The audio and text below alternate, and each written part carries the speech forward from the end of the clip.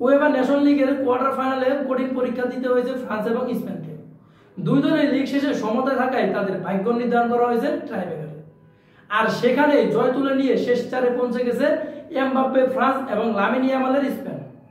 সেমিফাইনালে মুখোমুখি হবে ইউরোপের এই দুই পরাশক্তি। তাই আবারও একটা পরীক্ষার জন্য প্রস্তুত নিতে হবে ফ্রান্স এবং স্পেনকে। কেননা প্রথম লেগে ক্রোয়েশিয়ার কাছে 2-0 গোলে হেরেছিল ফ্রান্স, তবে দ্বিতীয় লেগে ঘরের মাঠে দুর্দান্ত প্রবর্তন করে তারা 52 মিনিটে ওলিসে এবং 80 মিনিটের দেবেলের গোলে 2-1 ব্যবধানে জয় পায় স্বাগতিকরা। দুই লেগ শেষে সমতায় থাকায় ম্যাচ করায় অতিরিক্ত সময়ে গোল না হওয়ায় ম্যাচ শেষ হয় টাইব্রেকারের মধ্য দিয়ে। টাইব্রেকারে 5-4 ব্যবধানে জয় পায় এমবাপ্পে ফ্রান্স। অন্যদিকে স্পেনও ছিল রোমাঞ্চকর লড়াই। প্রথম লেগে নেদারল্যান্ডের সঙ্গে 2-0 গোলে ড্র করেছিল তারা। দ্বিতীয় লেগে ম্যাচটি শেষ হয় 3-3 গোলের ব্যবধানে। ম্যাচের 8 মিনিটে পেনাল্টি থেকে ওয়ার্জিবালের গোলে এগিয়ে যায় স্পেন।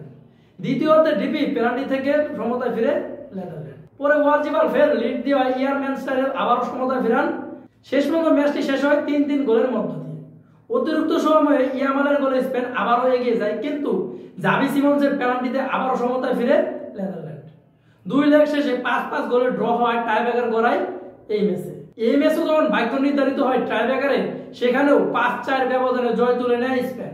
স্পেনের হয়ে শুধু ইয়ামাল শটটি মিস করেন, আর নেদারল্যান্ডের পক্ষে ব্যর্থ হয় লেগ এবং মালেন। এই ছিল স্পেন এবং ফ্রান্সের সেমিফাইনালে ওঠার পরিসংখ্যান।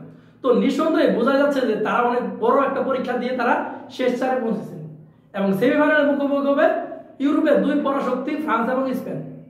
নিঃসন্দেহে বোঝা যাচ্ছে যে আবারও একটা পরীক্ষা দিতে হবে এই দুই দলে এবং আবারও সুন্দর একটা সেমিফাইনাল ম্যাচ দেখবে ভক্তরা এবং দর্শকরা। এখন দেখার বিষয় যে শেষ পর্যন্ত কে জয়লাভ করে এবং ফাইনালের টিকিটটা কে কাটতে পারে।